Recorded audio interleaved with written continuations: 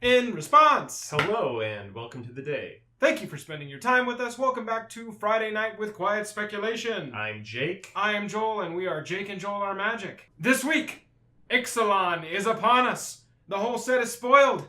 There are pirates and dinosaurs and merfolk, oh my. And because the set is spoiled, we're going to have to throw it out. Also this week, Joel has a spec. He is brewing with some of the new Ixalan cards, and he is also brewing with some of the old jank that people aren't thinking about. So we're gonna see. I like it. And later in the episode, Jake is going to cover the most expensive 5 cards, currently most expensive 5 cards in Ixalan. All that and more on this week's episode of Friday Night with Quiet Speculation.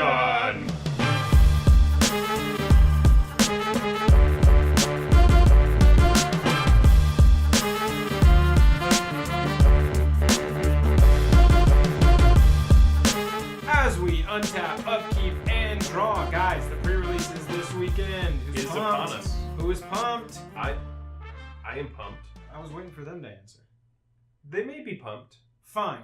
The cool thing this weekend is that Wizards is officially sanctioning and suggesting Two-Headed Giant as a pre-release event. Yeah, I'm so excited about this. If you know anything about me and Jake, you know that Two-Headed Giant is one of our favorite ways to play. We like to go up there and play 2-on-2. Yes. And so the fact that we get to go do a pre-release this time, yes, and it's two-headed, we're super jazzed about. So, mad props to Wizards. That's going to be 12 packs to build with, compared to 8 that you normally would build with. Yep. So decks are going to be stacked. Let us know if you hit a Two-Headed Giant with your friend. We want to know how it goes and if it was fun. Yep. As we enter our main phase 1, I want to talk to you about a little card called Treasure Map. I like Treasure Map because it's cheap. You get to scry. You're going to get, when it evolves, we'll say, 3 mana just floating perpetually for you to use. Once it's flipped, you can tap it for a colorless mana, or you can tap, sack a treasure, which it created 3 of, those perpetual things I was talking about, or draw a card. I think that this is going to have some solid playability in control decks. I've got a very janky brew spinning up Marionette Master when it comes into play. You can either have counters turn into 1/1s or counters that go onto it and increase its power. Whenever an artifact you control is put into the graveyard, target opponent loses life equal to Marionette Master's power. Now, I'm thinking, let's load up the battlefield with treasures and then cast a Marionette Master, and then sack all the treasures and they lose. I think the Treasure Map has got some promise. It's going to let you scry for 1. It's 1 to scry 1. It casts for 2, and then it flips over, turns into colorless, and turns into a little mini draw engine. You know what I love at least about 3 times. The back of the card. Yeah. The flip side. Uh-huh. I love that all you have to do is tap it and sack an artifact. That's it. Or sack a treasure to draw a card. So you could do it immediately because the front trigger happens as soon as you have the third whatever counter on. Because let's think about clues for a second. Yeah. The problem with clues was you have to sink mana into them. Right. So this is super duper mana efficient. Look out for Treasure Map. That is my first official baby spec out of this set. Little baby spec. As we enter our attack step, what is this card? 2 green, 4 other. Wizards. 7/6 trample. Wizards. Can't be countered. Hexproof. Wizards. Carnage Tyrant. Oh my god. Is unnecessary. Why? Why did you print this? You get this in a draft, you won. You get this in sealed, you won. Yeah. Pretty much, constructed, you play this? Yeah, there's, you know how many spells there are that can even deal with this? Well, there's like one that I can think of. Right. That's not board wipe. I mean, if we're thinking about like fumigate. Outside of board wipe. And it's not like people haven't seen it. The card's $25 right now. And also, you could ramp into this. They're creating a lot of ways to ramp. Right. So I do imagine we're going to see Carnage Tyrant in constructed play. Absolutely. I mean, it's $25.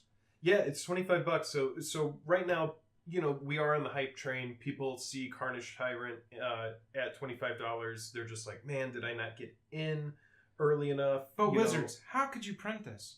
Can't be countered? Trample? Hexproof? Really, really crazy card. Attack Step Part 2. Guys, this card is not that good. I know we just spent like 3 minutes talking about how good it is and damn it Wizards, but this card is not that good. Yeah. It's not $25 good. In an EDH setting, I'm really underwhelmed by it. I'm underwhelmed by like, it. lasting Other than all of playability. its keywords. Guys, if we watched Ixalan Pro Tour and this card is in the top 5 decks, any of the top 5 decks. Yeah, I'll be a monkey's uncle. But compared to Torrential Gearhulk, a card that does have, standard playability, I just think, this is a card that there's a lot of hype for, and then it's gonna go against like aggro, and look for your aggro's just Torrential gonna be. Gearhulks. Remember when Torrential Gearhulk was like a $5 card? Yeah. Avoid this card, guys. Don't buy it at $25. Yeah, definitely do not buy it at $25. Wait for the meta to kind of establish itself. Like, no, it is not Gideon. It is not Torrential Gearhulk. It is a 7/6 for 6. Just remember, it's a 7/6 for 6. Moving on to our main phase 2 after our attack step, we're just going to talk about the top 5 most expensive cards in Ixalan right now. Yeah. And mostly we're just going to preface this by, this is the hype train, you guys. So, Yeah, we're gonna go through these 5 real quick and kind of give our perspective on if they're gonna go up, down, stay at that price, be used, never be seen again. Right. What do we got? So, first on the list, Carnage Tyrant. When I look at this card, I see $25. I see Jace the Mind Sculptor. It has so many abilities. It's better than Jace the Mind Sculptor. Carnage Tyrant is just about as expensive as it can be. It's going to go for down a standard set that's going to be if you mass want it, printed. proxy it and play test, and then wait for it to go back down to Wait $10. for the first big tournament to come out, and then see that Carnage Tyrant isn't doing anything, and then watch its price tank. As for Growing Rights of Lamacq, I don't know if I'm pronouncing that correctly. Who knows? I think Only this card, Lamacq knows. at least this card, unlike Carnage Tyrant, Yeah. this has some EDH playability. Yeah, it's got some playability outside even standard. I think it could be flips a thing. into a Gaia's Cradle. Now, $17. I think Maybe. that for the power level that Gaia's Cradle holds. Yeah. Now, granted, you have to turn this card into a Gaia's Cradle. For sure. But for the power that Gaia's Cradle holds, I think that $17 is actually a reasonable price. Yeah, honestly, if you showed me the card, I would guess like $15. So 15, 17, kind of the same thing. Now, I'm not saying like go out and buy that. Definitely. Wait to like pull it in draft. I mean, Yeah. unless you're like trying to acquire it for a deck, I think that this price is reasonable. I don't see it like going into the stratosphere or tanking. Yeah, So it's not I a bad think, one. I think it's safe. Yeah.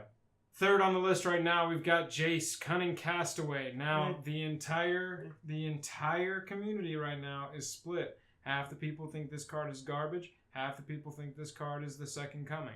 So, what do you think is really the question. What do you think? Is it something that you need? Do you really want to spend $14 on it? I mean, there is the off chance that somehow it makes its way a place into set of these is like 60. Yeah, but 50. I can't even do the math. You know, I'm not good at like math.